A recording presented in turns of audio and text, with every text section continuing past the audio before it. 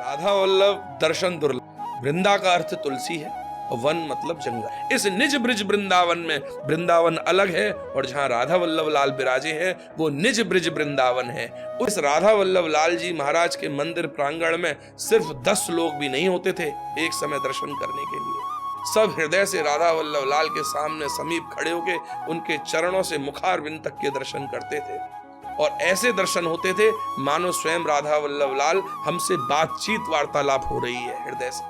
लेकिन आज की युवा पीढ़ी जो डिप्रेशन में जा रही है, जो टेंशन में जा रही है, उसको सिर्फ एक चीज है जो पार करा सकती है, जो सर्व प्रकार के सुख दे सकती है, वो श्री जी का नाम, उनका भाव और उनके श्री जी के चरण। इसीलिए वृंदावन में भीड़ बढ़ी, क्योंकि वृंदावन स्वर्ग की सीढ़ी अगर मैं कहूंगा तो वो वृंदावन है।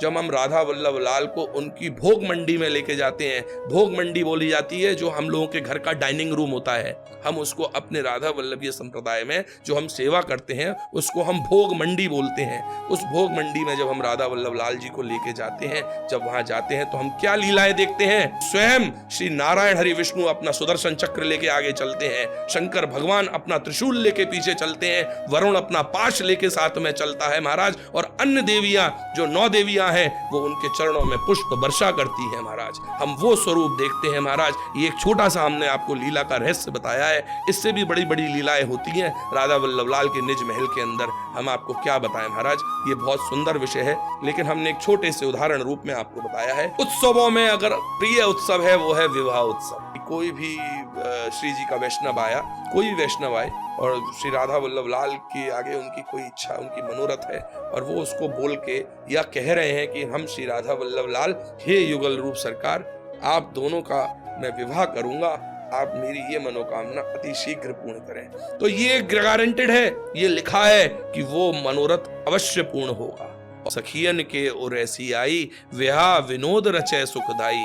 महाराज अगर कोई उनको सुनाएगा ना ये लाइन, जिसका विवाह नहीं हो रहा है उसका विवाह हो जाएगा, ये भी हम गारंटी दे रहे हैं महाराज। इसकी अवधि हम बता दें, 6 महीने के अंदर उसका विवाह हो जाएगा। हमारे राधा वल्लभ लाल जी के तो नित्य दीपावली है, हम तो रोज दीपावली मनाते हैं महाराज, क्योंकि हम तो उनके चरणों में रोज दीप दान करते हैं महाराज, रोज दीप जलाते हैं और रोज उनका मंगल गाते हैं, तो हमारे लिए तो रोज दीपावली है। उनके समक्ष चौपड़ का खेल होता है जिसको हम इंग्लिश में लूडो कहते हैं। कृष्ण भगवान बहुत निचोड़ के परीक्षा लेते हैं सामने वाले अपने भक्त की, तो इस वृंदावन धाम का निर्माण प्रिया जी ने किया। जन्मांतर क्यों, कई जन्मों तक का संबंध बन जाता है। ये एक जन्म का संबंध नहीं होता। गुरु वो है जो आपके टारगेट को दिखाए। टारगेट क्या, जीवन के भव सागर से पार होना, हर कष्ट से पार होना, वो है गुरु।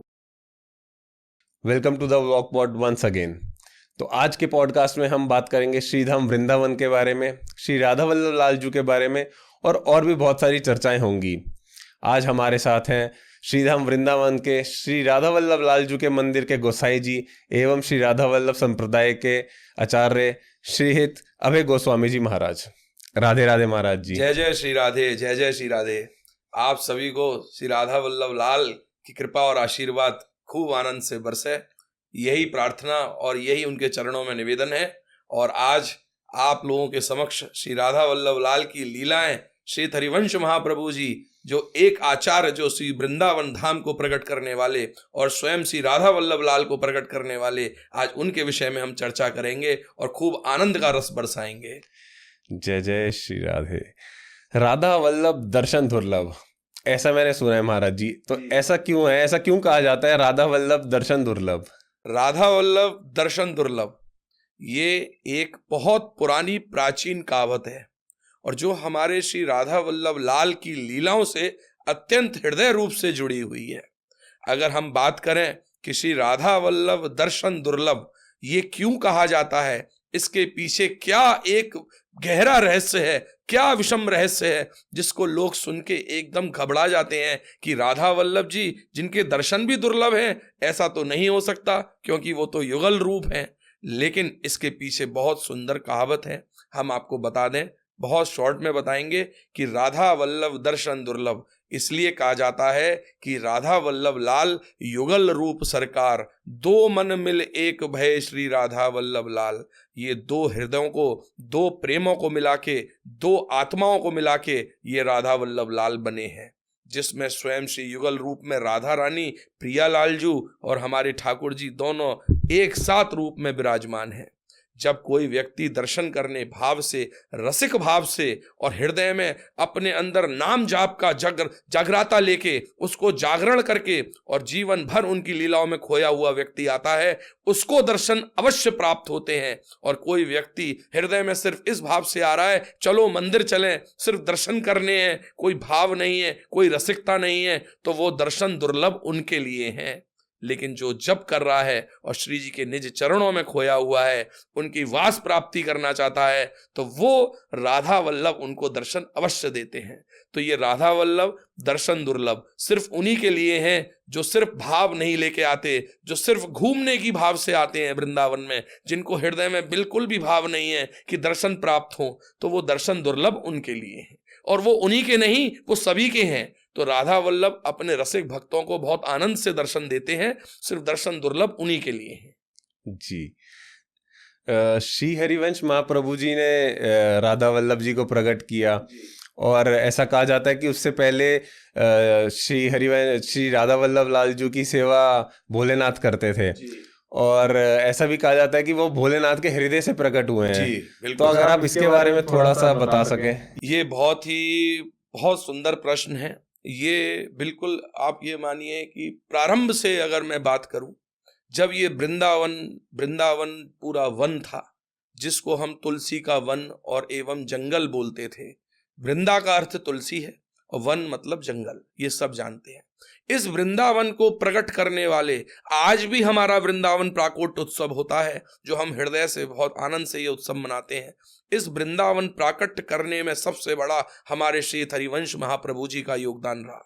श्री हरिवंश महाप्रभु जी इस वृंदावन धाम में सर्वप्रथम आए थे, जिन्होंने इस वृंदावन धाम को प्रकट किया।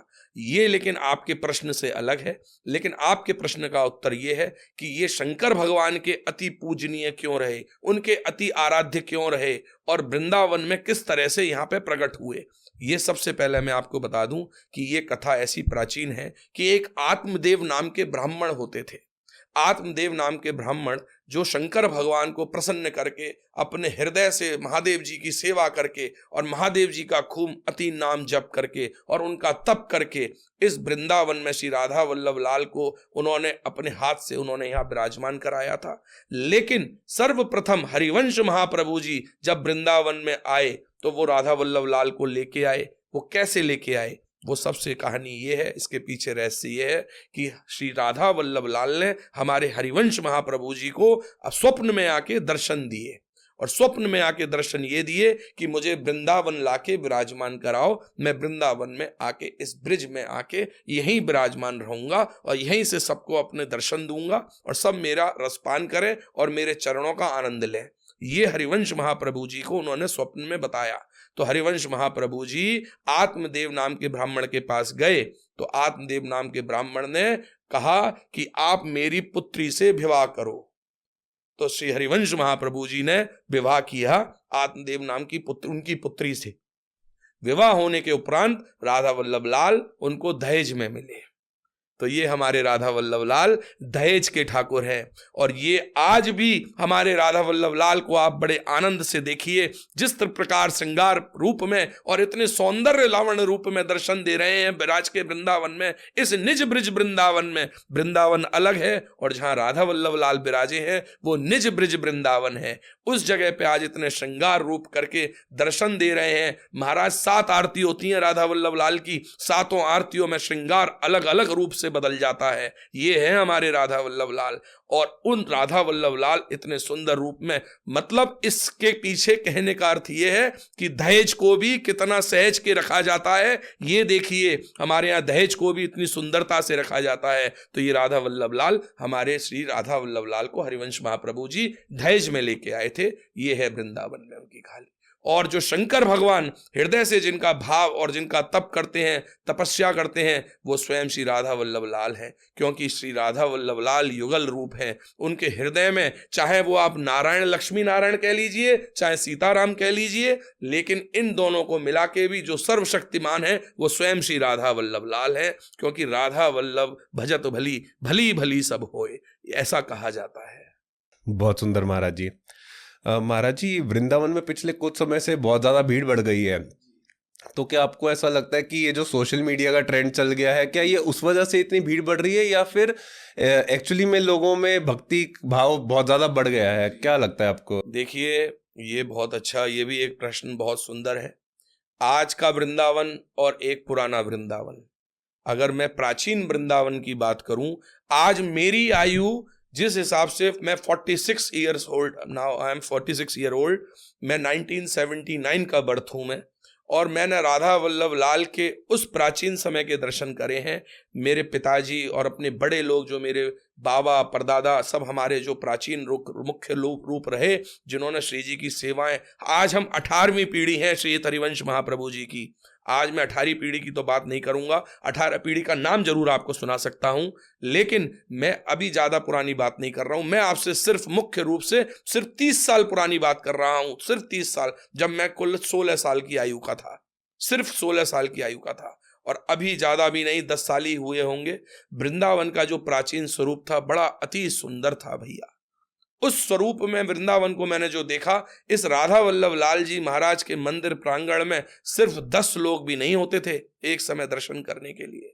सब हृदय से राधा वल्लभ लाल के सामने समीप खड़े होके उनके चरणों से मुखारविंद तक के दर्शन करते थे, और ऐसे दर्शन होते थे मानो स्वयं राधा वल्लभ लाल हमसे बातचीत वार्तालाप हो रही है हृदय से। लेकिन आज जो सोशल मीडिया का ट्रेंड है, या जो समय है, ये आज का समय सिर्फ इसलिए है, मैं आपको बता दूं, इसमें सोशल मीडिया का कोई योगदान नहीं है। सोशल मीडिया, हाँ, कोने कोने तक पूरे वर्ल्ड वाइड सबके पास श्री राधा वल्लभ लाल कह लो या अन्य जीवन की और लीलाएं हैं, वो पहुंचा रहे हैं, सब समझ रहे हैं। लेकिन मुख्य कारण है जो आज हमारा कलयुग का जो चरण है, जिस प्रकार से बढ़ रहा है। हमारे कलयुग की आयु 4,32,000 है, 4,32,000। अभी तो हम कुल कुछ 5,000 में पहुंचे हैं भैया, सिर्फ 5,000 में। तो ये स्थिति है कि ये बिल्कुल जनसंख्या विस्फोट हो रहा है, जैसे सब भक्ति के मार्ग पे चल पड़े हैं। भक्ति के मार्ग पे क्यों चल पड़े हैं? क्योंकि आज का समय ये कलयुगी जो है वो लोगों को डिप्रेशन में लेके जा रहा है। लेकिन हमारे बड़े बड़े आचार्य जो लोग हुए, बड़े रसिकाचार्य हुए, जिन्होंने श्री जी की लीलाओं का वर्णन किया है, जिन्होंने श्रीमद् भागवत महापुराण रसमाल्यम का जिन्होंने वर्णन किया है, उसमें ये सब चीज मुख्य रूप से बताई गई हैं कि सिर्फ कलयुग के अंदर नाम जापक ही है जो आगे बढ़ सकता है और रह सकता है। लेकिन नाम जाप जब भी करेगा कोई व्यक्ति, तो उसके आगे और भी प्रश्न आएंगे, क्योंकि नाम जाप करने से श्री जी नहीं मिलती हैं। नाम जाप करने से हम मानते हैं कि भक्ति मिलेगी, श्री जी के चरण मिलेंगे, लेकिन उसमें रास्ते खुलते हैं। लेकिन जब रास्ते खुलते हैं, नाम जाप करोगे, तो वो रास्ते कई प्रकार के खुलते हैं महाराज। 3 प्रकार के निकुंज हैं, आपको पता रहे, 3 प्रकार के। एक है निकुंज जो सबसे स्वयं रूप में, जो श्री जी को आनंद अति प्रिय है। ये स्वर्ग और ये आगे बैकुंठ, ये तो बहुत छोटी बातें हैं। इनसे भी ऊपर निकुंज है, जो निकुंज से भी ऊपर वर्ण निकुंज है। समझिएगा हमारी बात। ये निकुंज में आचार्य लोग लेके जाते हैं, जो रसिकाचार्य लोग हैं, जो श्री जी के बारे में नाम जाप कर रहे हैं और जो अपनी लीलाओं से वर्णन कर रहे हैं उनका। तो बच्चे सुन रहे हैं, आज के युवा, उनको आनंद आ रहा है, उनको समझ में आ रहा है। और हमेशा हम भी कहते हैं ये बात कि जीवन में हम कितना जी रहे हैं, किस प्रकार जी रहे हैं, ये मायने नहीं रखता। अब ये सोचने का समय है कि जीवन का कितना समय निकल चुका है और कितना बचा है। अब हमको ये देखना है कि जीवन में बहुत कम समय बचा है। अब आगे जाने की तैयारी कीजिए। कहीं अगर जाते हैं तो बैग पैक करते हैं कि नहीं करते हैं हम लोग, सामान लगेज बांधते हैं कि नहीं बांधते हैं। वो सिर्फ हम यहाँ ट्रेवल कर रहे हैं जो भौतिक युग में, इस मृत्यु लोक में। लेकिन इस मृत्यु के बाद मृत्यु लोक से कहाँ जाना है, वो मेरा सामान और वो मेरा लगेज श्री जी का नाम है, जो मैं अपने साथ लेके जाऊंगा। ये सोशल मीडिया तो एक बहाना है, लेकिन सोशल मीडिया को मैं फिर भी बहुत तारीफ करता हूं कि जीवन में लोगों को काफी आगे बढ़ाया, श्री जी के नाम की तरफ लेके गए। लेकिन आज की युवा पीढ़ी जो डिप्रेशन में जा रही है, जो टेंशन में जा रही है, उसको सिर्फ एक चीज ही है जो पार करा सकती है, जो सर्व प्रकार के सुख दे सकती है, वो श्री जी का नाम, उनका भाव और उनके श्री जी के चरण। वो यही मिलेंगे जो वृंदावन में 84 कोस में है। कारण है उसके पीछे ये भी बता दें, ये लीलाएं सबको पता लगी हैं किसी ना किसी के पॉडकास्ट के थ्रू या किसी के इंटरव्यू के थ्रू या किसी भागवताचार्य या किसी रसिकाचार्य के मुख से किसी ने सुना, क्योंकि यही प्रसादियां हैं हमारे ब्रज धाम की या इस संसार की कि कोई बड़ा संत, कोई रसिकाचार अपने मुख से कोई अच्छी बात कह दे। तो ये सब ने सुनी है महाराज, इसलिए सुनिए कि ये वृंदावन धाम जो भीड़ क्यों बढ़ी, क्योंकि इस वृंदावन धाम का निर्माण स्वयं श्री राधा रानी ने किया है।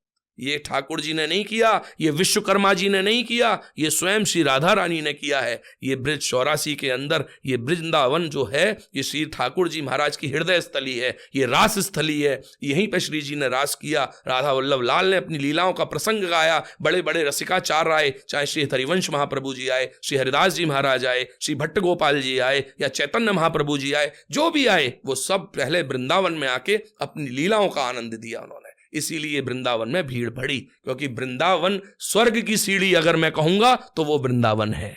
और स्वर्ग से भी ऊपर मैंने बताया ना बैकुंठ है, बैकुंठ से ऊपर भी निकुंज है। ये है राधा वल्लभ लाल की लीला। बहुत सुंदर महाराज जी, बहुत सुंदर। अच्छा महाराज जी, वृंदावन में ना सब लोग राधे राधे बोलते हैं, इवन जैसे टमटम वाले भी हॉर्न नहीं बजाते, वो राधे राधे बोल के ही अपना रास्ता बना के निकलते हैं जी। मैंने ऐसा देखा है कि कृष्ण नाम भी जपते हैं लोग, लेकिन मतलब कृष्ण नाम भी बोलते हैं, लेकिन राधे राधे बहुत ज्यादा बोलते हैं जी। तो राधे राधे नाम का क्या महत्व है? इतना महत्व राधे राधे नाम का है, उसका कारण क्या है? इसका कारण बहुत सरल है, कोई कठिन नहीं है। कठिन ये है कि कृष्ण का नाम टेढ़ा है और राधा का नाम सीधा, और वृंदावन में सिर्फ राधा ही विराजमान है, हमारी राधिका रानी प्रियालाल जू, क्योंकि वृंदावन धाम उन्हीं के हृदय, उन्हीं की स्थली है, स्वयं यहाँ विराजती हैं। बरसाने में जरूर जन्म लिया लेकिन विराजती यहाँ है। हम बस इतना आपसे कहेंगे बहुत शॉर्ट में कि जिस प्रकार एक किसी व्यक्ति का घर होता है, उदाहरण रूप में हम बता रहे हैं आपको, कोई व्यक्ति क्या कोई मेहमान आता है तो वो मेहमान एक ड्राइंग रूम तक ही सीमित रहता है। ये वृंदावन उनका बेडरूम है, एक तरह से ये मानिए। बेडरूम में वही आदमी जाएगा जो खास होगा, जो अति प्रिय होगा। हर किसी व्यक्ति की बेडरूम में एंट्री नहीं है, सिर्फ ड्राइंग रूम तक ही रहेगा।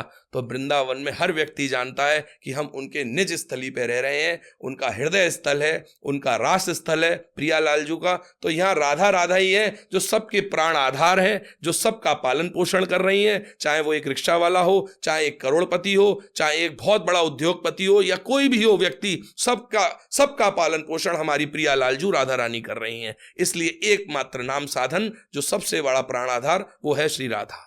बस यही है इसके पीछे उत्तर, और कोई उत्तर नहीं है। अच्छा महाराज जी, जैसे अब आप राधा वल्लभ लाल जी की सेवा में रहते हैं तो आपने बहुत सी उनकी लीलाओं का अनुभव भी किया होगा। अगर आप कुछ उनकी लीला का छोटी सी कुछ महाराज, ये प्रश्न इतना रहस्यमय है, आपने जो पूछा इसका उत्तर रहस्यमय है।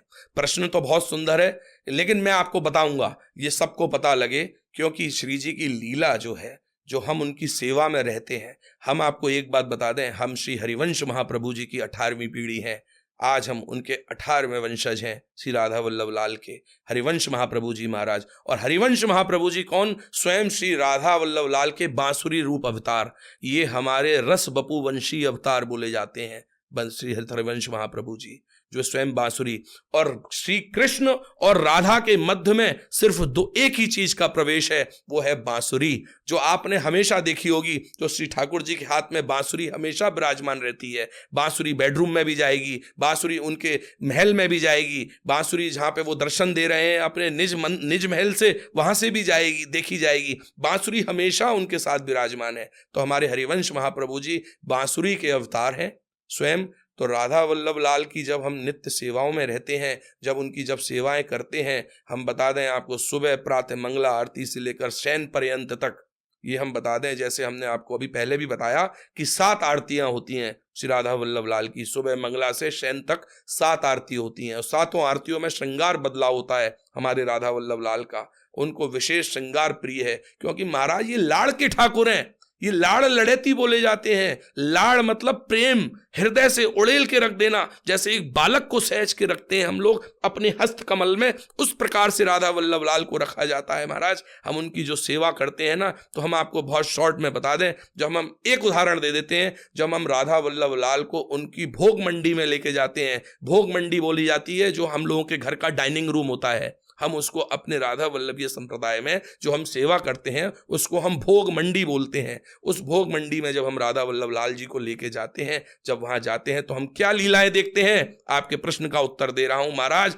कि स्वयं श्री नारायण हरि विष्णु अपना सुदर्शन चक्र लेके आगे चलते हैं, शंकर भगवान अपना त्रिशूल लेके पीछे चलते हैं, वरुण अपना पाश लेके साथ में चलता है महाराज, और अन्य देवियां जो 9 देवियां हैं वो उनके चरणों में पुष्प वर्षा करती हैं महाराज। हम वो स्वरूप देखते हैं महाराज। ये एक छोटा सा हमने आपको लीला का रहस्य बताया है, इससे भी बड़ी बड़ी लीलाएं होती हैं राधा वल्लभ लाल के निज महल के अंदर। हम आपको क्या बताएं महाराज, ये बहुत सुंदर विषय है, लेकिन हमने एक छोटे से उदाहरण रूप में आपको बताया है कि ये लीलाएं इतनी सुंदर है कि हम देख के हमें खुद ध्यान नहीं रहता, हम जब उस लीलाओं में खो जाते हैं उनकी सेवा में, तो वो जैसे ही हम उनके निकुंज से बाहर आते हैं, उनके महल से बाहर आते हैं, हम बिल्कुल सब भूल जाते हैं, ब्रेन वॉश हो जाता है अपने आप। ये उनकी लीला है, हम नहीं कुछ जानते, क्योंकि जैसे आप हैं वैसे ही हम हैं। बस फर्क ये है कि उन्होंने हमको अपने चरणों में अंग सेवी बना के उस वंश में जन्म दिया राधा वल्लभ लाल ने। इसमें भी हम श्री राधा वल्लभ लाल को सैकड़ों बार नाक रगड़ के नतमस्तक होके कहते हैं कि कितने प्रारब्ध के हमारे पुण्य रहे होंगे,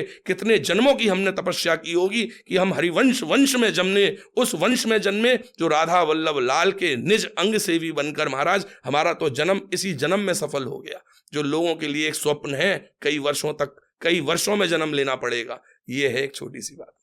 बहुत सुंदर महाराज जी, बहुत सुंदर। अच्छा महाराज जी, जैसे भी आपने बताया कि 7 आरतियां होती हैं और सब में पोशाक बदली जाती है। जी। और हर दिन अलग अलग पोशाक नहीं बदलती है। अच्छा, इसमें पोशाक नहीं बदलती, उसी पोशाक श्रृंगार में थोड़े से चेंजेस हो जाते हैं। जी। किसी में बांसुरी उतर जाएगी, किसी में पोशाक थोड़ी ढीली हो जाएगी, समझ रहे हैं बात? ये ऐसी तरह की कुछ लीलाएं होती हैं हर चीज में। श्रृंगार पोशाक सब वही रहता है, चेंजेस हो जाते हैं बस उसमें। लेकिन पोशाक अलग अलग। जैसे मैं उदाहरण रूप में दूं कि किसी ने भोजन किया, तो भोजन करने अगर कोई व्यक्ति बैठ रहा है तो वस्त्र थोड़े हल्के पहनते, खुल के पहन के बैठता है ना? ऐसे नहीं कि बिल्कुल टाइट पहन लिया और फिर भोजन करे। लेकिन राधा वल्लभ लाल को उसी तरीके से उनको ढीला कर दिया जाता है, उनकी पोशाक को हल्का कर दिया जाता है थोड़ा सा, कि भैया भोजन पाके आ रहे हैं। आरती आप देखिएगा, श्रृंगार आरती करेंगे जब होगी, पहले मंगला से प्रारंभ करते हैं। मंगला आरती जब प्रारंभ होगी तो मंगला में सुबह ओढ़ के लंगोट में बैठ के दर्शन देते हैं। आपने देखा होगा, लंगोट में विराजते हैं, सिर्फ एक लंगोटी में अपने दर्शन देंगे महाराज।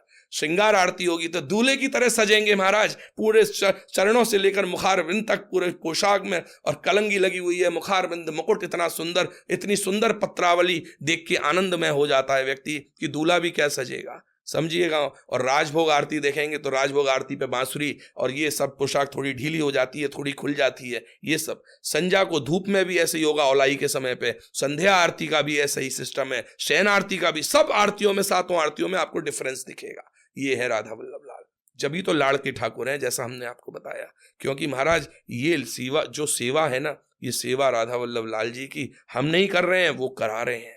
ये हमसे फिक्स नहीं होता है कि क्या पहनना है, क्या करना है। वो ऐसा दिमाग ऐसा कर देंगे मस्तिष्क कि महाराज जो उनकी इच्छा होगी वही होगा। क्या पाना है, क्या पहनना है, क्या देखना है, सब उन्हीं की लीला है। हमारे हाथ में कुछ नहीं है महाराज। हम तो एक सहचरी और सखी के रूप में उनके निकुंज में जाते हैं उनकी सेवा करने के लिए। वो जो हमें प्रदान करते हैं हम उस हिसाब से उनकी सेवा करते हैं महाराज।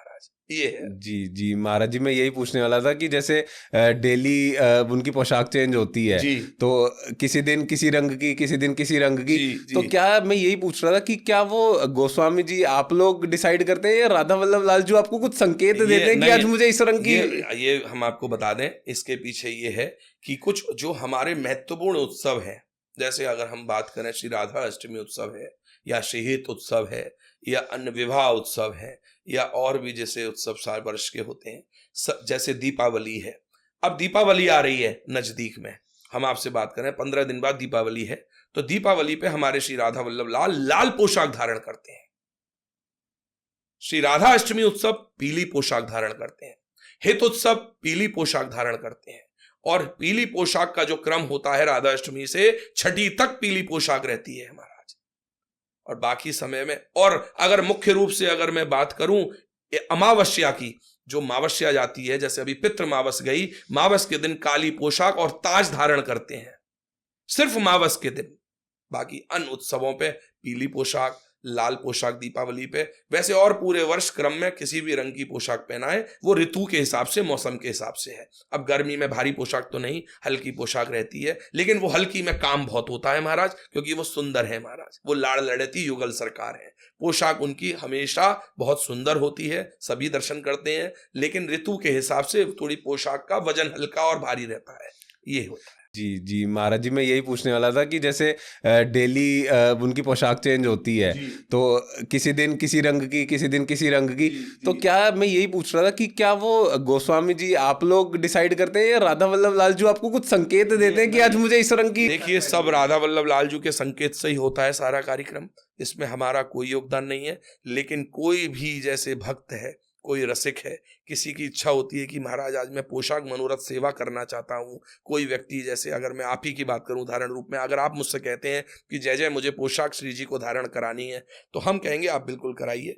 अब पोशाक का कलर आप अपने मन से लाएंगे, वो श्री जी आपका मन ऐसा करेंगे कि आप क्या लेके आ रहे हैं। हाँ, कोई विशेष दिन है, विशेष उत्सव है, तो वो हम पहले बता देंगे आपको कि इस रंग की पोशाक धारण होगी, ऐसे क्रम होता है। वो श्री जी सबका माइंड उस प्रकार से बना देती हैं, उस प्रकार से केंद्रित कर देती हैं कि महाराज आज मुझको जैसे नेट की पोशाक पहननी है, आज मुझको जरी की पोशाक पहननी है, आज मुझे सुंदर ऐसी गोटे वाली पोशाक पहननी है जो चमकदार हो, समझ गए? तो हर प्रकार की पोशाक श्री जी की ही लीला से होता है जी। अच्छा जय जय, एक चीज और पूछनी थी, जैसे राधा वल्लभ लाल जी को सबसे प्रिय भोग क्या है, उनको सबसे क्या ज्यादा पसंद है? सबसे ज्यादा भोग की अगर हम बात करें तो श्री जी को पहले तो हम उसको भोग नहीं कहते, हम उसको अमनिया कहते हैं। जो श्री जी को भोग लगता है वो भोग बनता लगने के बाद है, पहले उससे पहले वो अमनिया होता है, चाहे हम कुछ भी बात करें। और जो प्रिय भोग की बात कर रहे हैं आप, प्रिय भोग देखिए उत्सवों के हिसाब से पहले तो निर्णय लेते हैं कि जैसे विवाह उत्सव है, श्री जी के विवाह उत्सव में महाराज पकवान बनते हैं, 56 प्रकार के पकवान बनते हैं। राधा वल्लभ लाल का तो विशेष 56 भोग होता ही रहता है, कई बार होता है, लेकिन वर्ष में जैसे दीपावली के बाद अन्नकूट होता है, उस दिन होता है विशेष रूप से, या वर्ष में अब तो अधिक मास भी जैसे 3 वर्ष में एक बार आता है, या उसमें भी होता है, या आप जब भी किसी का मनोरथ कराने की इच्छा हो 56 भोग तब भी होता है। लेकिन 56 भोग तो प्रिय है ही है। अगर साधारण रूप में बात करूं तो श्री राधा वल्लभ लाल को हमारे अगर 2 तरह के भोग तो अवश्य दिन में लगते हैं, जिसको मैं कच्चा और पक्का बोलते हैं, सरल भाषा में बोल रहा हूं। लेकिन अगर मैं अपनी ब्रिज भाषा में अगर बात करूं तो वो सखड़ा और निखरा बोला जाता है। सकड़ा और निखरा, ये क्या होता है सकड़ा और निखरा? जैसे मैंने आपको बताया, कच्चा और पक्का जो होता है, जैसे दोपहर के समय श्री राधा वल्लभ लाल राजभोग के समय पे दोपहर में कड़ी चावल, दाल, खीर और मूंग की दाल, मीठी रोटी, मीठे चावल, 3-4 तरह की सब्जियां और अन्य पकौड़ियां, बहुत सारे पकवान, फुलके महाराज जो घी में डुबो के बनाए जाते हैं, बड़े सुंदर भाव प्रसादी होती है, वो राजभोग की प्रसादी होती है, जिसको हम सकड़ा कहते हैं। जो कच्चा प्रसाद है, ये कच्चा प्रसाद बोला जाता है, इसको सकड़ा कहते हैं। और जो निखरा यानी पक्का भोजन, जो रात्रि में शयन के समय श्री राधा वल्लभ लाल पाते हैं, उसमें जैसे पूड़ी हो गई, श्री राधा वल्लभ लाल की पूड़ियों, कचौड़ियां, साथ में 2-3 सब्जियां, 3-4 पकौड़ी, दही की पकौड़ी, रबड़ी, अदौठा, दूध, ये कई प्रकार के पकवान होते हैं श्री जी को। ये तो मैंने आपको बहुत कम गिनाए हैं, लेकिन कई प्रकार के पकवान होते हैं महाराज। बस इससे ज्यादा मैं व्याख्या क्या करूं। राधा वल्लभ लाल की अगर निज सेवा में, निज जो नित्य दिनचर्या सेवा होती है, ये 2 समय में तो ये प्रसाद, वैसे बीच बीच में जैसे इच्छा भोग है, इच्छा भोग में श्री जी को पेड़े, रबड़ी, कुलिया, मेवा बाटी, मिल्क केक और बहुत सारी चीजें हैं।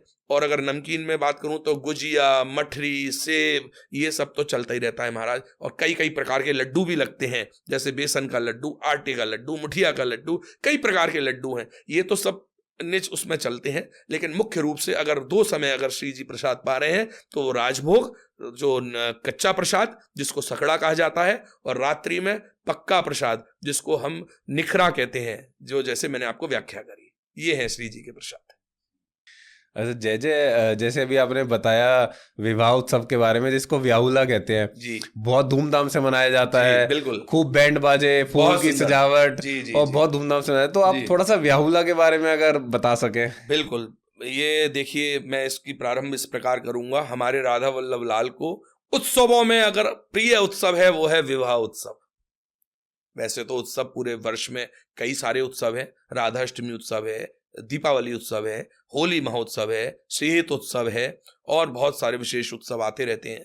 क्योंकि वृंदावन हमारे राधा वल्लभ लाल के निज प्रांगण में मैं हमेशा बोलता रहता हूं, हमेशा मैंने कहा है कि नित्य मंगल, नित्य बधाई और नित्य उत्सव, ये राधा वल्लभ लाल की एक मुख्य लाइन है जो ये मैंने बनाई है। क्योंकि मैं इस जीवन में बचपन से ये देखता आ रहा हूं कि ये वृंदावन के अंदर राधा वल्लभ लाल की निज प्रांगण स्थली में, जहां पे मंदिर में उनके प्रांगण की बात करूं, नित्य उत्सव हो रहे हैं, नित्य मंगल हो रहे हैं, और सब नित्य प्रेमी एक दूसरे को बधाई दे रहे हैं किसी ना किसी रूप में। जैसे अभी हमारे यहाँ बहुत सुंदर श्री जी की सांझी उत्सव गया है, जो सांझी उत्सव जो कि हमारे पितृपक्ष में मनता है, इसकी भी लोग हमें नित्य बधाई दे रहे हैं। ये उत्सव है, लेकिन उत्सवों में उत्सव प्रिय व्याहुला उत्सव, विवाह उत्सव, जो श्री जी को अत्यंत प्रिय है।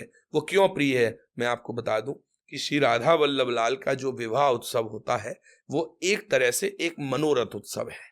ये श्री जी का मनोरथ उत्सव है। जैसे सपोज अगर मैं आपसे बात करूं बहुत छोटी सी, कि कोई भी श्री जी का वैष्णव आया, कोई भी वैष्णव आए और श्री राधा वल्लभ लाल के आगे उनकी कोई इच्छा, उनकी मनोरथ है, और वो उसको बोल के या कह रहे हैं कि हम श्री राधा वल्लभ लाल, हे युगल रूप सरकार, आप दोनों का मैं विवाह करूंगा, आप मेरी ये मनोकामना अति शीघ्र पूर्ण करें, तो ये गारंटेड है, ये लिखा है कि वो मनोरथ अवश्य पूर्ण होगा। और उसकी भी एक समय अवधि है महाराज, वो मनोरथ बहुत अति शीघ्र पूर्ण होता है। मैं वो दिन नहीं बोलूंगा यहाँ पे, क्योंकि ये मेरे लिए अपराध है बोलना थोड़ा सा, क्योंकि ये मनोरथ जो कोई रखता है श्री जी के आगे, कहेगा उनसे, तो उसको विवाह उत्सव कराना पड़ेगा। ये बहुत जरूरी बात हो जाती है, समझ गए महाराज। राधा वल्लभ लाल का विवाह उत्सव एक मनोरथ उत्सव है, लेकिन प्रिय क्यों है? प्रिय इसलिए क्योंकि प्रिया लालजू दोनों गठ जोड़े में विराज के और विवाह उत्सव में दर्शन दे रहे हैं महाराज। और विवाह भी ऐसे नहीं होता, विवाह भी बहुत सुंदर भाव से, जैसे हमारे जीवन में जिस प्रकार से एक लड़का और लड़की का विवाह होता है, दूल्हा और दुल्हन बैठते हैं, दो परिकर बैठते हैं, एक लड़की वाले और लड़के वाले, उसी प्रकार से विवाह होता है। वही विवाह में भोजन भी होते हैं, उसी विवाह में पूरी शहनाइयां बजती हैं, उसी विवाह में पूरा सजता है, उसी विवाह में महाराज आपका पलकाचार भी होता है, उसी विवाह में महाराज आपके फेरे भी पड़े जाते हैं, उसी विवाह में महाराज राधा वल्लभ लाल सेहरा भी पहनते हैं। समझ गए, ये है श्री राधा वल्लभ लाल। क्योंकि हमारे यहाँ बड़ी सुंदर बात कही गई है, पद में भी लिखा है बहुत सुंदर, सखियन के ओर ऐसी आई, विवाह विनोद रचय सुखदाई। ये श्री राधा वल्लभ लाल ने कहा। और किसी का विवाह ना नहीं होता है किसी बालक बालिका का, तो हमेशा कहता हूं मैं कि ये लाइन श्री राधा वल्लभ लाल के समक्ष खड़े होके अवश्य पढ़ें कि सखियन के ओर ऐसी आई, विवाह विनोद रचय सुखदाई। महाराज अगर कोई उनको सुनाएगा ना ये लाइन, जिसका विवाह नहीं हो रहा है उसका विवाह हो जाएगा, ये भी हम गारंटी दे रहे हैं महाराज। इसकी अवधि हम बता दें, 6 महीने के अंदर उसका विवाह हो जाएगा, ये लिख के बता रहे हैं हम लिख के दे सकते हैं ये बात को, क्योंकि हमें अपने राधा वल्लभ लाल के, हम तो बचपन से देखते आ रहे हैं महाराज। ये राधा वल्लभ लाल हमारे इतने प्राणधन प्यारे, हमारे पालन पोषण करने वाले ठाकुर हैं कि इनकी लीलाओं की व्याख्या जितनी करी जाए उतनी कम है। ये विवाह उत्सव में श्री जी को आनंद इसलिए और मिलता है क्योंकि प्रिया लालजू के गठजोड़ा बंधे हैं महाराज। उस गठजोड़ा में बंध के दोनों एक दूसरे को देख रहे हैं, निहार रहे हैं महाराज। उस पद में गायन है, व्याख्या है, एक दूसरे को निहार रहे हैं, देख रहे हैं, और इतना प्रेम बरस रहा है महाराज। उस उत्सव का आनंद, सखियां नाच रही हैं, सखियां उस प्रांगण में नृत्य करती हैं महाराज, लोग बधाइयां दे रहे हैं एक दूसरे को। फिर रात्रि में शयन के पर्यंत, शयन से पहले जब श्री जी का भोग आ जाता है, उस समय वही भोग सब पाते हैं महाराज। जिसको हम कहते हैं ना कि शादी की दावत है आज, तो उसी प्रकार से उस विवाह की दावत श्री जी की होती है। ये विवाह एक मनोरथ उत्सव है और बड़ा अति प्रिय उत्सव है और दुर्लभ भी है। लेकिन आज के समय में श्री जी ने सबकी मनोकामना इस रूप से पूर्ण करी है। जिन्होंने विवाह उत्सव बोला, आज तो रोज हर चौथे दिन श्री जी का विवाह उत्सव होता है महाराज। जब वृंदावन में आएंगे, राधा वल्लभ लाल की लीला ऐसी है, खूब ब्याह करते हैं महाराज। और हमारे राधा वल्लभ लाल इस विषय को लेके पूरा मशहूर भी है कि यही एक ठाकुर है कि महाराज जो ब्याह कर रहे हैं खूब, ये है राधा वल्लभ लाल की लीला। जी, बहुत सुंदर महाराज जी। अच्छा जय जय, अभी आपने बताया सांझी उत्सव के बारे में, जो कि अभी पितृपक्ष गया है। जी। तो अगर आप सांझी उत्सव की कुछ कथा सुना सकें कि क्या कथा है, सांझी उत्सव क्यों मनाया जाता है? सांझी उत्सव हम एक आपको बताएं, सांझी उत्सव पितृपक्ष जो होता है हमारा, प्रारंभ होता है जब पितृपक्ष, तो ये पूरे 16 दिन का उत्सव होता है। ये श्री जी राधा वल्लभ लाल, ये बहुत ही एक पौराणिक और पुरानी श्री जी की एक लीला कथाएं हैं इसमें। सांझी उत्सव पहले सप्त देवालय या ब्रिज के कई मंदिरों में नहीं मनते थे, लेकिन अब मनने लगे हैं। अब सब जगह इस सांझी उत्सव को खूब प्रमोशन हो रहा है, खूब बढ़ोतरी हो रही है और सब समझ रहे हैं। ये सांझी उत्सव अगर मैं आपसे सूक्ष्म में बताऊं तो सांझी उत्सव है क्या? सांझी उत्सव एक प्रेम पटल लीला है। ये वन विहार की लीला है, ये वन विहार से उत्पन्न लीला है श्री जी की। ये लीला क्या है? ये श्री जी हमारे प्रियालाल जी ने और हमारे ठाकुर जी ने जो लीलाएं करी अपने समय में, हम उस लीलाओं को दर्शा रहे हैं चित्रपट के माध्यम से। उस चित्रपट के माध्यम से उस चित्रपट को रंगोली सजा रहे हैं फूलों की, क्योंकि श्री जी को ये अत्यंत प्रिय है कि उनकी लीलाओं का व्याख्यान उस रूप से किया जाए जिसमें पुष्प समर्पित हो। और एकादशी जो आती है पितृपक्ष की, एकादशी से बाद के 4 दिन, उसमें श्री जी की रंगों की सांझी भी बनती है।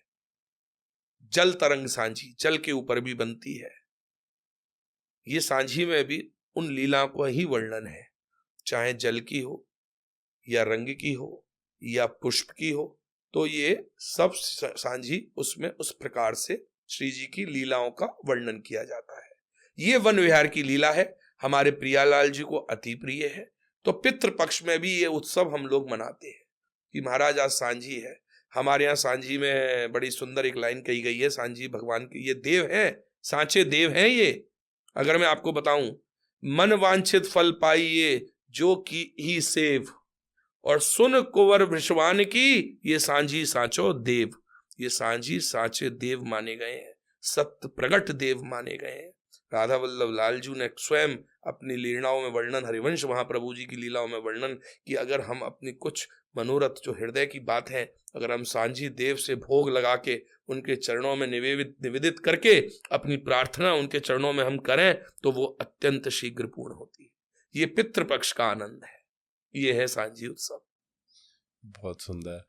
अच्छा महाराज जी, अभी दीपावली आ रही है जी, तो श्रीधाम वृंदावन में और राधा वल्लभ लाल जी में दीपावली किस तरीके से मनाई जाती है, आप थोड़ा सा बताइए। हाँ, बहुत सुंदर। देखिए, राधा वृंदावन की अगर दीपावली की बात करूं तो देखिए, वैसे तो दुनिया कहती है कि दीपावली एक ऐसा उत्सव है, प्रकाश का उत्सव है, प्रकाश का उत्सव, जगमगाता रोशनी का उत्सव। लेकिन महाराज, मैं आप लोगों से सबसे कहना चाहता हूं, शॉर्ट में कहूंगा, हमारे राधा वल्लभ लाल जी के तो नित्य दीपावली है। हम तो रोज दीपावली मनाते हैं महाराज, उनकी कृपा ऐसी है हमारे ऊपर, खूब आनंद से महाराज, क्योंकि हम तो उनके चरणों में रोज दीप दान करते हैं महाराज, रोज दीप जलाते हैं और रोज उनका मंगल गाते हैं, तो हमारे लिए तो रोज दीपावली है। लेकिन अगर मैं सिर्फ दीपावली उत्सव की बात करूं तो हमारे राधा वल्लभीय संप्रदाय में राधा वल्लभ लाल को दीपावली उत्सव बहुत आनंद और सुंदरता से मनाया जाता है। मुख्य रूप से धनतेरस, धनतेरस से हमारे श्री राधा वल्लभ लाल चांदी की हटरी में विराजते हैं, जो बड़ी सुंदर होती है महाराज। चांदी की हटरी जिसके दर्शन बड़े दुर्लभ है, वर्ष में एक बार होते हैं, सिर्फ दीपावली के समय पे। जो धनतेरस से हमारे श्री राधा वल्लभ लाल चांदी की हटरी में विराजेंगे और उनके समक्ष चौपड़ का खेल होता है, जिसको हम इंग्लिश में लूडो कहते हैं, जो पांडवों ने खेला था कौरव के साथ, वो चौपड़। तो हमारे राधा वल्लभ लाल चौपड़ भी खेलते हैं और श्री राधा वल्लभ लाल को मुख्य रूप से खूब सुंदर सुंदर व्यंजन अमनिया करके भोग लगाए जाते हैं और राधा वल्लभ लाल लाल पोशाक धारण करते हैं और श्री जी खूब आनंद से दर्शन देते हैं। जो भी वृंदावन के रसिक हैं, यहाँ के जो निज रहने वाले लोकल लोग हैं या बाहर के लोग हैं, सब श्री राधा वल्लभ लाल के प्रांगण में आके दीपदान करते हैं, उनके चरणों में प्रार्थना करते हैं। यही है मुख्य उत्सव दीपावली का। जी महाराज जी, अभी जैसे धाम के बाहर भी जो लोग हैं वो लोग भी लड्डू गोपाल जी की सेवा कर रहे हैं जी। और मैंने ऐसा भी देखा है कि वो जैसे राधा वल्लभ लाल जी मंदिर में आ रहे हैं, बांके बिहारी या किसी अन्य मंदिर में भी जा रहे हैं, जी जी, तो वो अपने साथ अपने लड्डू गोपाल जी को लेकर आते हैं दर्शन कराने के लिए। जी जी जी। तो ये भाव कितना सही है, या इसके बारे में आप अगर कुछ कहना चाहें? महाराज, ये जो प्रश्न है आपका लड्डू गोपाल जी वाला, देखिए लड्डू गोपाल जी क्या है, पहले तो लोगों को ये समझना चाहिए। लड्डू गोपाल जी वो हैं कि ठाकुर जी जब कृष्ण भगवान, ये श्रीमद् भागवत महापुराण में भी इस बात का वर्णन है बहुत सुंदर, कि जब श्री हमारे कृष्ण भगवान, हमारे ठाकुर जी है प्रिय, जब द्वारका नगरी गए थे, द्वारका में राजा बने थे और वृंदावन में ग्वाले थे, तो वहां जाके जब गए तो लोगों को अत्यंत दुख हुआ कि महाराज आप ब्रिज छोड़ के जा रहे हो, इस ब्रिज का क्या होगा।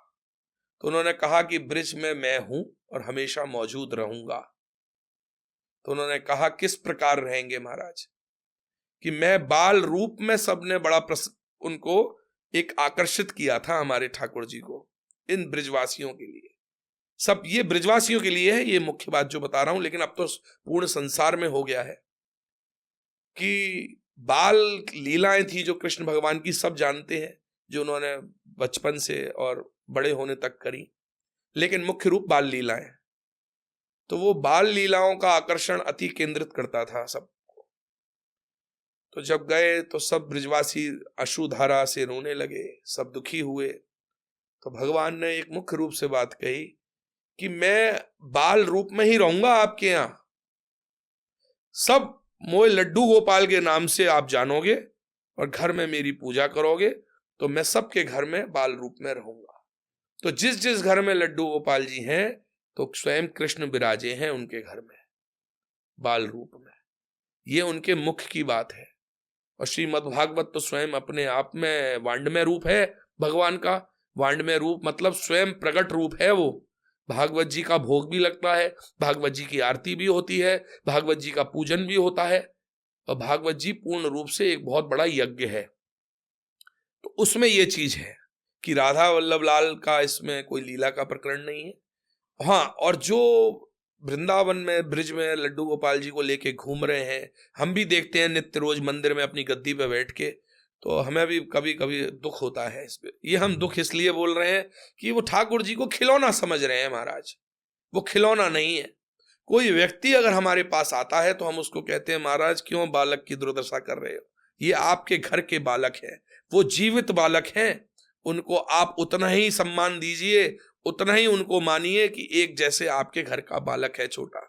उसकी भोजन की व्यवस्था, उसकी जल की व्यवस्था, उसकी रहने की व्यवस्था, उसकी शयन की व्यवस्था, उसकी श्रृंगार की व्यवस्था, पूरे नित्य पूरे दिन की व्यवस्था उसकी, आप उसको ऐसे लेके घूम रहे हैं अपने साथ महाराज। कभी गिर रहे हैं, पड़ रहे हैं, और कभी बड़ी ऐसी कभी कभी वीडियो भी देखता हूं सामने आती हैं जिससे मन बड़ा दुखी और अच्छा नहीं लगता है मुझको। ये गलत है। ठाकुर जी को लेके वृंदावन में इस तरह से घूमना, हम इस चीज को बहुत गलत मानते हैं। ठाकुर जी वो हैं जो एक जगह स्वतः विराजमान होके उनकी अपनी लीलाओं का सबको उनका दर्शन करें, उनकी सेवा करें, उनका भाव से लाड़ लड़ावें। महाराज ये लेके घूमना ये अपराध है, हमारी दृष्टि में ये अपराध है कि कहीं भी कृष्ण भगवान ठाकुर जी को, लड्डू गोपाल जी को लेके कहीं भी रख दिया, कहीं भी बिठा दिया, कहीं भी कुछ कर रहे हैं।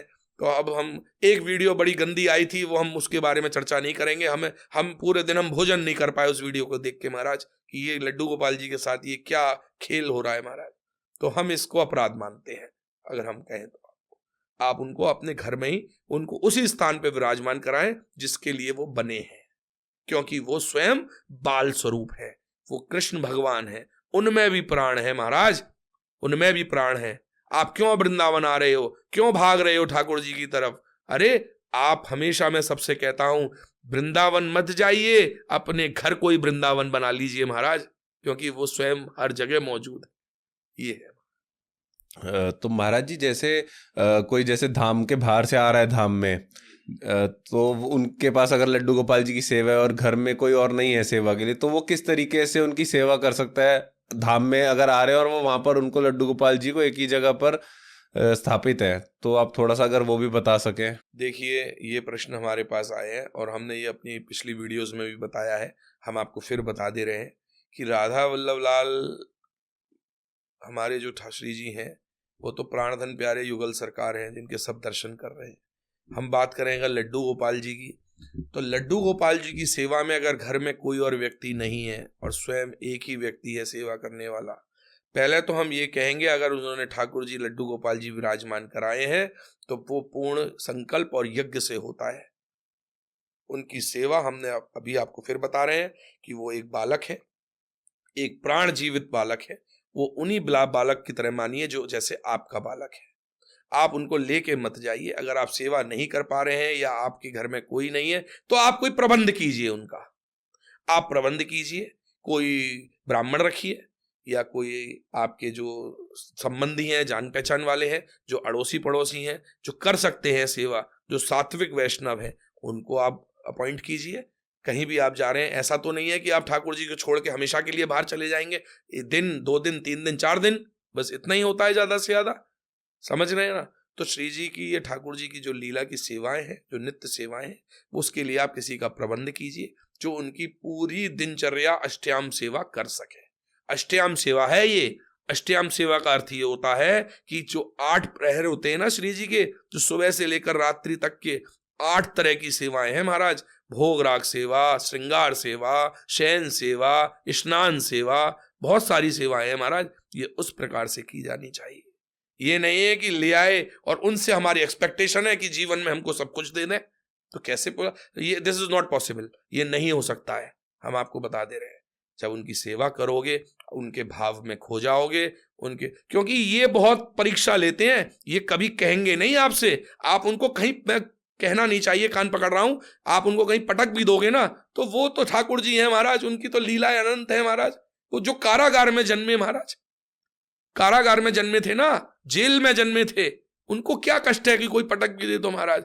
वो तो महाराज ब्रह्मांड पति हैं, उनको कोई कष्ट नहीं है। वो तो सेवा, वो तो परीक्षा ले रहे हैं सामने वाले अपने एक की, भाई मैं इसको जीवन में सुख देने आया हूं, ये पता नहीं मेरी सेवा कर रहा है कि नहीं कर रहा है।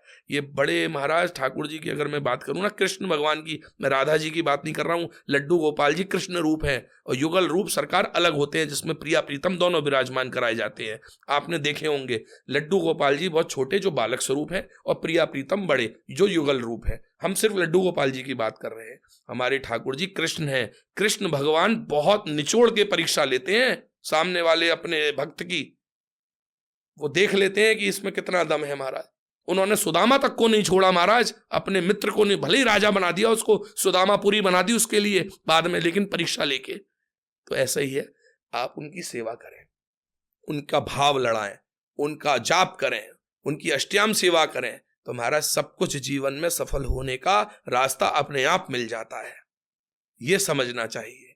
हाँ, आपने छोड़ दिया, मैं तो चला जी विदेश, अपना सामान उठाया और उनको छोड़ गए, ना उनको भोजन मिल रहा है, ना पानी मिल रहा है, ना उनका श्रृंगार हो रहा है, ना शयन हो रही है, ये गलत है, ये गलत है।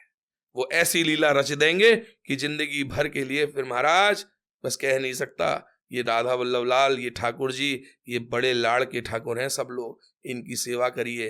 अगर सच्चा सनातनी होगा, जो सच्चा श्री जी का सेवक होगा, वो इस विषय को जानता होगा और अपने ठाकुर जी को छोड़ के कहीं नहीं जाएगा। पहले सच्चा सनातनी कहीं लेके नहीं घूमेगा। अगर कहीं जाए भी रहा होगा ना, तो उनकी व्यवस्था भी वहां इस प्रकार होगी जो स्वयं रह रहे, हम जिस प्रकार रह रहे हैं हमसे 100 गुना अच्छे होने चाहिए। वो हमारा मानना ये है। अगर पानी पी रहा हूं जैसे सपोज, तो उनको भी उससे अच्छा पानी मिलना चाहिए। ये नहीं है कि महाराज मैंने तो बढ़िया पी दिया मिनरल वाटर बिस्लरी का लेके, उनको कोई टंकी का पानी पिला दिया। ये नहीं होना चाहिए महाराज। भाव ये होना चाहिए कि जो मैं पहन रहा हूं, जो मैं पा रहा हूं, वो सब उन्हीं की कृपा से है और उनको इससे 100 गुना अच्छा कराऊं, ये भाव होना चाहिए। क्योंकि वो बालक है, वो मेरे घर के बालक हैं और उन्हीं की कृपा से मैं आज जो हूं, मैं सब कुछ हूं। ये हर व्यक्ति का भाव होना चाहिए बस। हम गाते हैं ना आरती में, जो बड़ी कॉमन आरती है कि तेरा तुझको अर्पण और क्या लागे मेरा। महाराज ये सुनी होगी आपने, ओम जय जगदीश हरे वाली जो आरती है आजकल कॉमन सभी गाते हैं, इसमें एक लाइन आती है कि तेरा तुझको अर्पण क्या लागे मेरा। अरे तेरा ही है सब कुछ महाराज, गा भी रहे हो और लेकिन फिर छोड़ के भाग गए, ये गलत है, ये अपराध है। ये हमें उस श्रेणी में ले जाता है ये अपराध कि जीवन में हम हर तरह से हम परेशान रहेंगे, कभी जीवन में सुख नहीं पा पाएंगे अगर हमने उनकी लीला उनकी सेवा नहीं करी तो। महाराज श्री राधा वल्लभ लाल ठाकुर जी, लड्डू गोपाल जी या अन्य कोई देवी देवता अपने घर में विराजमान कराते हैं तो उनकी सेवा इस प्रकार करें कि वो मेरे जीवन के आराध्य हैं, मेरे जीवन के प्राणदाता हैं, मेरे पालन पोषण करता है, मेरे प्राण धन है, ये मान के। तो ये आनंद है सेवा का। जी, जैसे भारत देश में बहुत से धाम है, लेकिन मैंने ऐसा सुना है कि वृंदावन धाम की एक अलग ही महत्वता है। तो ऐसा क्यों है कि वृंदावन धाम का एक अलग ही महत्व है? महाराज ये पहले भी मैं आपको स्टार्टिंग में बताया था, लेकिन मैं आपको थोड़ा सा आपको बता दूं ये वृंदावन धाम की इंपॉर्टेंस क्या है। पहले तो मैं ये बता दूं, ये पूरा ब्रिज 84 है। ब्रिज 84 विश्व की अगर मैं बात करूं, इस ब्रह्मांड की नहीं बात करूंगा, सिर्फ मैं इस पृथ्वी की बात करूंगा। जब भगवान इस पृथ्वी का निर्माण कर रहे थे, इस पृथ्वी का, इस धरती का निर्माण कर रहे थे, सब जगह निर्माण हो गया महाराज, पूरा विश्व का निर्माण हो गया। और विश्व निर्माण हुआ तो ठाकुर जी और प्रिया जी हमारे जैसे नारायण लक्ष्मी रूप हैं, क्षीर सागर में विराजते हैं, तो लीलाएं करने आते हैं अपने अपने समय पे। जैसे त्रेता में, द्वापर में सब लीलाएं हुई, सबको मान, सीताराम भी बने, राधा कृष्ण भी बने, ठीक है, और आगे अन्य लीलाएं भी होंगी। लेकिन जब ये लीलाओं का समय आता है, लीलाओं का समय आता है तो ठाकुर जी और प्रिया जी लक्ष्मी नारायण आपस में बातचीत करते हैं इस विषय को लेके कि हमको अब लीला का समय हमारा प्रारंभ होने वाला है, हमको इस जगह पे जाना है, तो हे प्रिय आप कहां रहेंगी ये बताओ। सुनिएगा हमारी बात। तो राधा रानी को ठाकुर जी ने पूरा दिखाया कि महाराज ये मैंने निर्माण कर दिया है और ये ब्रिज 84 है, अब आप यहां ब्रिज 84 में किस जगह पर रहेंगी आप। तो प्रिया जी ने देखा तो प्रिया जी को कुछ पसंद नहीं आया, उन्हें अपना जन्म स्थान बरसाने भी नहीं इतना प्रिय आया समझ में, क्योंकि महाराज वो तो हृदय में बसी है ना ठाकुर जी के, क्योंकि एक प्राण दूध है, प्रेम है ये, हित और प्रेम हमने एक पल भी बताया था, वो हम बाद में आपसे इसके बारे में चर्चा करेंगे। पहले हम प्रेम बता दें, जो प्रिया जी का प्रेम है, ये प्रेम रस अवतार, हमारे प्रेम रस अवतार हैं ये प्रियालाल जी प्रेम के रस से अवतरित हुए हैं। तो प्रेम, उन्होंने देखा कि प्रेम कहां है तो प्रेम उनको इस ब्रिज 84 में कोई समझ में नहीं आ रहा था। वृंदावन निर्माण नहीं था उस समय, वृंदावन निर्माण नहीं था, पूरा जंगल था ना, एक उन्होंने प्लेन जमीन दिखा दी उन्होंने, तो मुझे तो प्रभु यहाँ पे कुछ समझ में नहीं आ रहा है, आप नंदगांव में होगे, मैं बरसाने में होंगी, हम लीला कहां करेंगे, हमारी निज रास स्थली कहां होगी। तो निज रास स्थली प्रभु को भी लगा कि हाँ ये तो बात सत्य है, तो उन्होंने बड़े प्रेम से कहा, हे प्रियाजू आप अपने हाथ से स्वतः निर्माण करो, विश्वकर्मा हट जाओ तुम। प्रिया जी स्वयं निर्माण करेंगी उस स्थान का। तो इस वृंदावन धाम का निर्माण प्रिया जी ने किया। तो विश्व पटल पे वृंदावन इसलिए आनंद रूप क्योंकि ये निज रास स्थली है। अभी बहुत ही शॉर्ट टाइम के बाद हमारी शरद उत्सव की रात्रि भी आने वाली है, शरद उत्सव। तो ये शरद उत्सव पे हमारे श्री प्रिया प्रीतम ने, श्री युगल रूप सरकार ने महारास किया था वंशीवट पे, वंशीवट पे। तो वो रास कहां करेंगे, वो रास स्थली कहां होगी, तो वंशीवट वृंदावन में ही है, बरसाने में तो नहीं है, गोवर्धन में तो नहीं है, नंदगांव में तो नहीं है, गोकुल में तो नहीं है। इसलिए इस वृंदावन को हृदय स्थल रूप माना गया है, ये हृदय माना गया है, ये ठाकुर जी का, प्रिया जी का स्थल हृदय रूप है। क्योंकि रास, प्रेम, हृदय, नित्य लीलाएं, जो यमुना जी की लीलाएं, सब लीलाएं सब यहीं पे हुई हैं। ये वृंदावन अति प्रिय है ठाकुर जी और प्रिया जी को। इतना प्रिय है महाराज कि दोनों एक दूसरे, यही रज यहां की रज रानी क्यों कहते हैं रज को? इसलिए कि रज रज में कण कण में विराजे हैं। कोई अपराध ना हो जाए ये सोच के चलना पड़ता है इस वृंदावन में महाराज, कि कहां कहां उनके चरण पड़े हैं, कहां कहां वो लोग चले हैं, कहां कहां लीला करी है, कहां कहां उन्होंने अपने हृदय की बातचीत करी है। तो ये वो प्रेम स्थली है श्री वृंदावन धाम। तो इसीलिए विश्व पटल पे वृंदावन धाम सबसे नंबर 1। हमने ये बड़ा सुंदर भजन भी रहा है कि एक बार द्वारका और 4 बार बद्रीनाथ, कहीं कहीं घूमे आओ, लेकिन जीवन में सुख वृंदावन में ही पाओगे।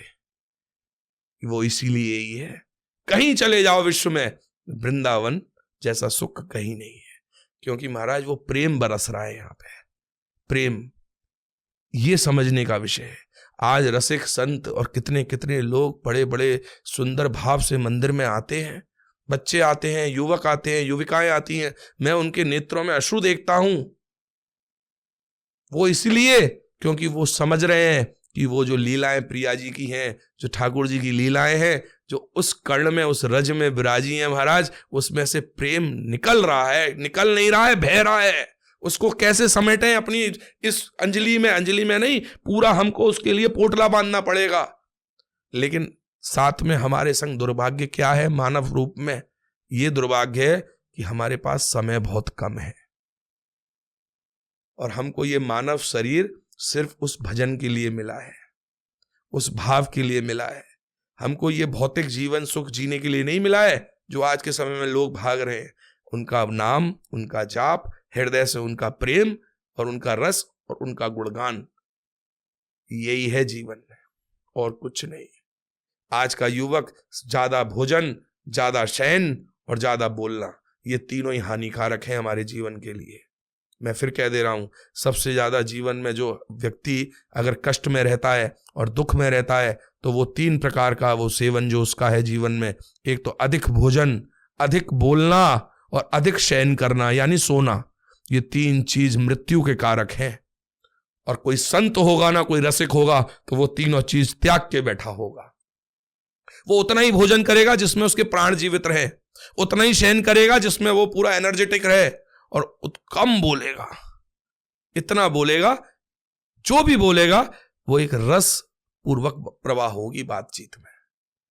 तो ये है आनंद। इस वृंदावन का स्वरूप ये है।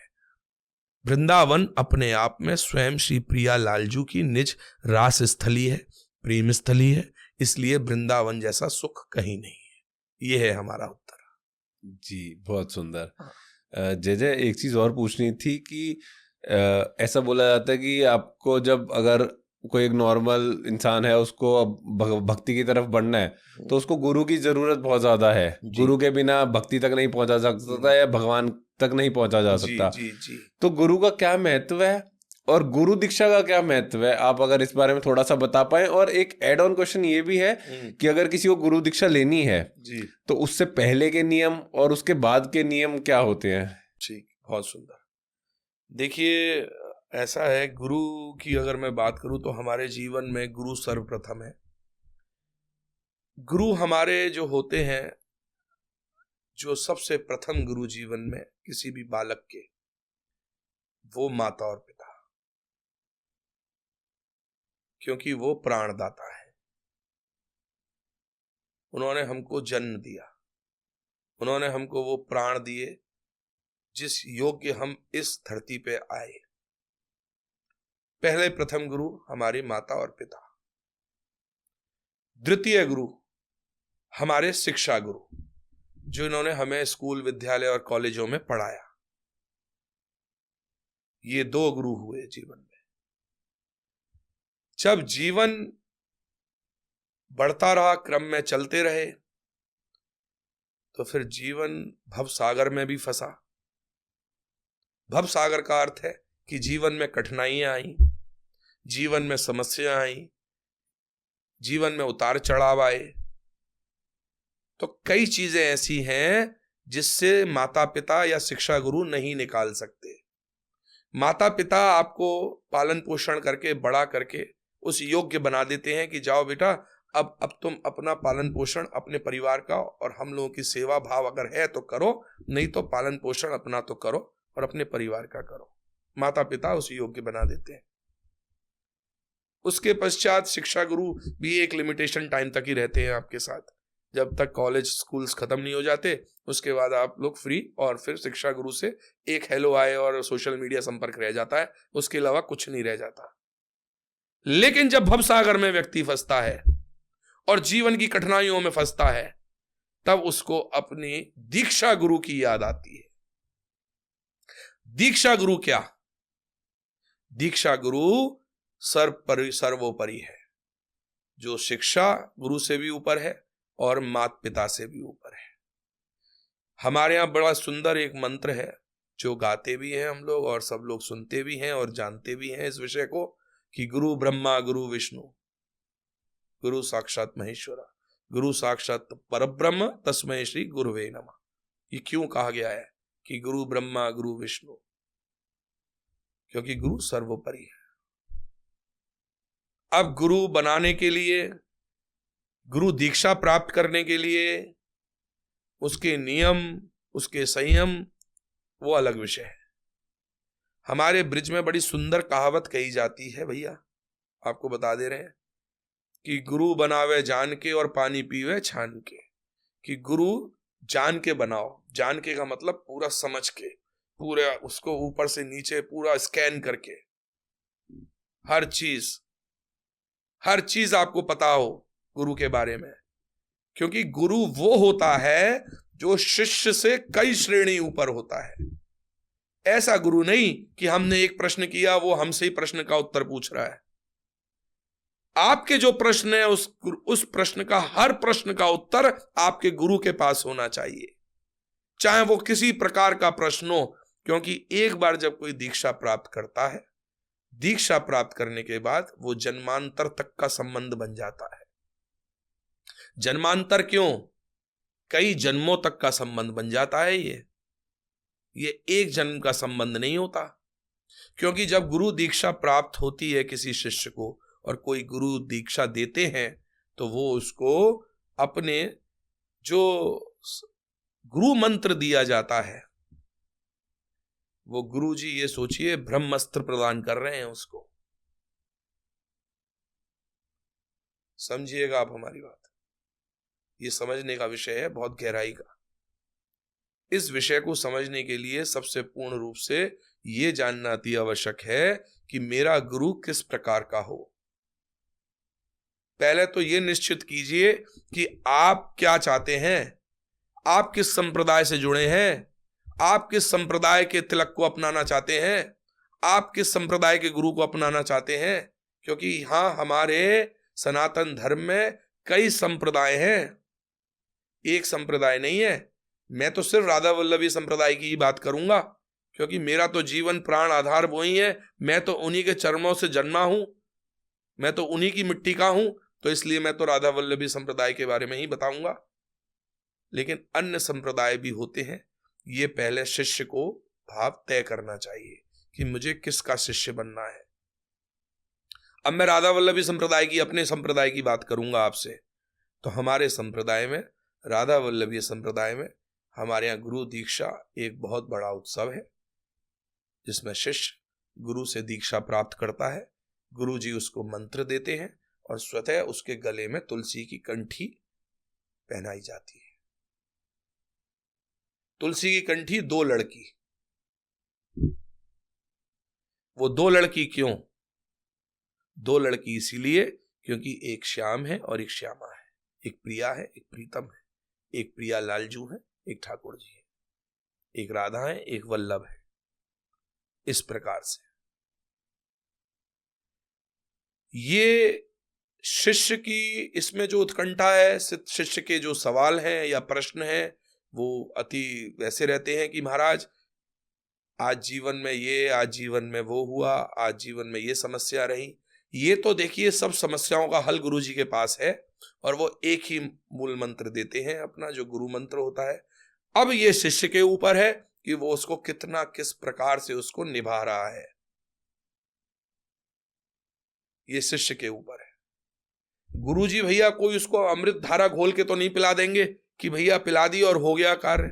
नहीं, गुरुजी भी परीक्षा लेते हैं शिष्य की। शिष्य का जितना अधिकार है परीक्षा लेने का, हम कहते हैं शिष्य का भी अधिकार है। खूब परीक्षा, हमने कहा ना कि गुरु बनावे जान के और पानी पीवे छान के। पहले खूब जान लो, महीनों जान लो, जब तक नहीं समझ रहा है गुरु जान लो। 1 नहीं, 2 नहीं, 3 नहीं, 4 नहीं, 5 नहीं, सबको जान लो जो समझ में आए। गुरु जो सर्वश्रेष्ठ है अपने आप में, समझ गए आप माज, उसको गुरु बनाओ, उसकी दीक्षा लो। अर्जुन के गुरु जो थे, अर्जुन के गुरु भी जो वो थे और वही कौरवों के भी गुरु थे। सुन रहे हैं आप हमारी? जो अर्जुन के गुरु थे वही कौरवों के गुरु थे। लेकिन गुरु को पहचाना अर्जुन ने, सिर्फ अर्जुन ने। कैसे? अर्जुन ने मछली की आंख में निशाना लगाया था, पूरी मछली में नहीं लगाया था महाराज। तो आप समझिए इस बात को, गुरु वो है जो आपके टारगेट को दिखाए। टारगेट क्या? जीवन के भव सागर से पार होना, हर कष्ट से पार होना, वो है गुरु। आजकल के गुरु तो हम बहुत किसी की हम उसमें वो नहीं बोलेंगे, लेकिन सब पूजनीय है, सब वंदनीय है। लेकिन हमारी नजर में, हमारी दृष्टि में गुरु वो है जो जीवन जीना सिखलाए, जो जीवन के कष्टों को भव सागर से निकालना सिखलाए। और कोई व्यक्ति डीमोरलाइज हो रहा है तो उसका डीमोरलाइजेशन खत्म कर दे, उसको जीवन में बताए कि तू मानव है और मानव ध्येय तुझे मिला है सिर्फ भजन के लिए और अपने इस जीवन के कष्ट पे अपनी विजय पताका फहराने के लिए। वो है गुरु, और वो गुरु ही रास्ता बताएगा और वो ही सत्य सतगुरु होगा। आजकल नहीं कि महाराज कि ये कर लो कि वो कर लो ना। हम आपको इससे एक और संबंधित बात बता दें। एक समय ऐसा होता था, पुराने समय में, हम लोग पढ़ते भी हैं और देखते भी हैं और समझते भी हैं। जब प्राचीन काल में, ये हम त्रेता और द्वापर की बात करेंगे, राम जी और कृष्ण के युग की, जब उनके गुरु होते थे, उनको वो शक्तियां प्रदान थी उस समय में कि दोनों की आत्माओं का मिलन होता था, गुरु और शिष्य की। जो पहले तो हम एक ह्यूमन बॉडी सोल में बैठे हैं और अपना ध्यान लगाया हमने आसन लगा के। जब गुरु और शिष्य आसन लगा के वहां विराजते थे तो उसमें से उनकी आत्माओं का पुनः प्रकट होता था और वो आत्माएं एक दूसरे से मिल जाती थी। वो संगम हो जाता था गुरु और शिष्य का, कि गुरु की सर्व शक्ति उस शिष्य में चली जाए। समझिए बात को हमारी। और जब यहां आज के समय में तो डिग्रीज मिल रही हैं लोगों को, डिग्रियां ले रहे हैं लोग, लेकिन उस समय की क्या डिग्रीज होती थी हम आपको बता दें। उस समय की डिग्री ये होती थी कि गुरु अगर वरदान में अपने शिष्य को कुछ दे देते थे तो वो क्या देते थे कि जैसे उदाहरण रूप में कि मैं तुझे मन से चलने की शक्ति प्रदान करता हूं। मन से चलने की शक्ति का अर्थ यहां यह है कि मन पे विजय प्राप्त कर लेना। समझिए बात को। और जिसने मन पे विजय प्राप्त कर ली और जिसने अपनी इंद्रियों पे विजय प्राप्त कर ली, इससे बड़ा गुरु और कौन होगा जो मन पे विजय प्राप्त करा दे। और जिसने अपनी इंद्रियों और मन पे विजय प्राप्त करवा दी जिस गुरु ने, वही सदगुरु है। ये तो हुई गुरु की परिभाषा। गुरु मंत्र दिया, दीक्षा दी, कंठी पहनाई और बन गए शिष्य। लेकिन जीवन में एक शिष्य का क्या उत्तरदायित्व है कि अपने गुरु के चरण जीवन भर पूजने हैं। कोई भी जीवन में कोई भी कार्य करना है, एक भी कार्य जीवन में करना है तो गुरु आज्ञा से करना है। दूसरे नंबर की बात, अगर मैं बात कहूं, यही गुरु जी के ऊपर भी चीज होती है। ये गुरु जी को भी माननी चाहिए कि अपने शिष्य के प्रति हमेशा उसको सुचारू रूप से जागृत रहना चाहिए कि आज मेरे शिष्य का क्या हाल है।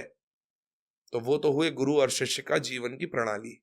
अब आपका अगला प्रश्न है कि दीक्षा लेने से पहले जीवन में क्या चेंजेस होते हैं या क्या नहीं होते। देखिए भैया, जब तक आपने गुरु दीक्षा नहीं ली तब आप तक जीवन जी नहीं रहे थे, आप जीवन को काट रहे थे। मेरा मानना ऐसा है, मेरा ऐसा मानना है, जब तक मेरे गुरु नहीं बने तब तक मैं जीवन जी नहीं रहा हूं, काट रहा हूं। लेकिन जिस दिन मैंने गुरु दीक्षा ली, गुरु मंत्र प्राप्त किया और मेरे गुरु मेरे पास आ गए और मैंने उनके चरण पकड़े, तो उस दिन से जीवन मेरा धन्य धन्य हो गया। धन्य धन्य क्यों हो गया? क्योंकि मुझे उन्होंने सब कुछ प्राप्त करा दिया। सब कुछ से अर्थ यहां धन और रुपया और वैभव नहीं है, सब कुछ से अर्थ है कि उन्होंने मुझे वो चीज दे दी जिससे मैं प्रिया लाल जी के चरण पालूं, राधा वल्लभ लाल के चरण पालूं, उनकी सेवा प्रणाली सीख लूं। एक जीवन सुबह से लेकर रात्रि तक के जीने की क्रिया मुझे उन्होंने समझा दी। ये मेरा जीवन धन्य धन्य हो गया। हाँ, जब तक जी रहे थे तब तक जी रहे थे। कायदे कानून बहुत हैं इसमें। कायदे कानून ये है कि जैसे आज के युवक हैं, युवका हैं जो कंठी दीक्षा ले रहे हैं, भैया खान पान विशेष रूप से इसमें बहुत इंपॉर्टेंट है कि खान पान में आप लोगों को संयम और नियम बरतना पड़ेगा। जैसे लहसुन, प्याज और अन्य मांस, मदिराएं, ये सब त्याग करनी पड़ेंगी जीवन में अगर गुरु दीक्षा लेनी है। तो गुरु दीक्षा लेने का फायदा भी जब ही है। आप गुरु दीक्षा लेके और ये कार्य कर रहे हैं तो उस गुरु दीक्षा का कोई फायदा नहीं है। आपके गुरु को कोई कष्ट नहीं है, आपको पाप लग रहा है। आप जीवन में स्वर्ग वैकुंठ तो बहुत दूर है और निकुंज तो काफी दूर है, आप नरक की तरफ भाग रहे हैं। अगर कंठी दीक्षा लेने के बाद भी आप सुचारू रूप से लहसुन, प्याज, नॉन वेज और मांस, मदिराएं ये सब खा रहे हैं, पी रहे हैं और जीवन में कोई आपके डिसिप्लिन नहीं है, तो आपका कोई फायदा नहीं है। तो जीवन में चेंजेस यही है, आप कंठी लें, दीक्षा लें, गुरु बनाएं, तो सर्वप्रथम आप अपने आप इंद्रियों को काबू रखें, आप अपने मन को एकाग्र रखें और अपने श्री जी से या अपने ठाकुर जी से या जिस संप्रदाय से ले रहे हैं उनसे प्रार्थना करें कि हे प्रभु, मुझे इस योग्य बनाए, इस लायक बनाए कि जीवन में अपने सदगुरु के चरणों में मैं वास करूं, अपने ठाकुर जी का पूजन करूं और मुझे सत मार्ग पे लेके जाए। ये है जीवन, जो गुरु दीक्षा और गुरु दीक्षा प्रथम लेने से पहले जो जीवन की प्रणाली है। बस इतना ही है। बहुत सुंदर। तो बहुत बहुत सुंदर पॉडकास्ट हुआ ये, बहुत सारी चीजें सीखने को मिली और जय जय के पास थोड़ा समय कम था तो इतना ही समय हम अभी ले पाए। नहीं भैया, हमें आपके श्री जी की काफी चीजें हैं जो और हम आपको बताना भी चाहेंगे जीवन में जी। जब समय मिलेगा तो अत्यंत रूप से जरूर आपके संग बैठेंगे और दोबारा बताएंगे। पहले सब आप लोग ये सब आनंद लें, ये बात समझें कि जीवन में हमारे ये जो मानव स्वरूप है जो श्री जी ने हमको प्रदान किया है, ये अति दुर्लभ है महाराज। इस मानव देह के लिए देवता तरसते हैं। मैं आपको ये भी बता दूं, जो देवों का राजा इंद्र है ना, जिसको इंद्रासन पे जो स्वयं श्री हरि नारायण विष्णु ने बिठाया है, वो भी तरसता है इस मानव देह के लिए, क्योंकि हम इस मानव देह में श्री जी का नाम ले सकते हैं, राधा वल्लभ लाल का नाम जाप कर सकते हैं, हम अन्य श्री देव किसी भी देवी देवता का पूजन कर सकते हैं। देवी देवता वो लोग नहीं कर सकते, उनके लिए ये थोड़ा सा निषेध है, ये सब जानते हैं। तो आप लोग अपने इस जीवन को धन्य बनाएं और श्री राधा वल्लभ लाल का नाम जाप करें और खूब आनंद लें वृंदावन धाम आके।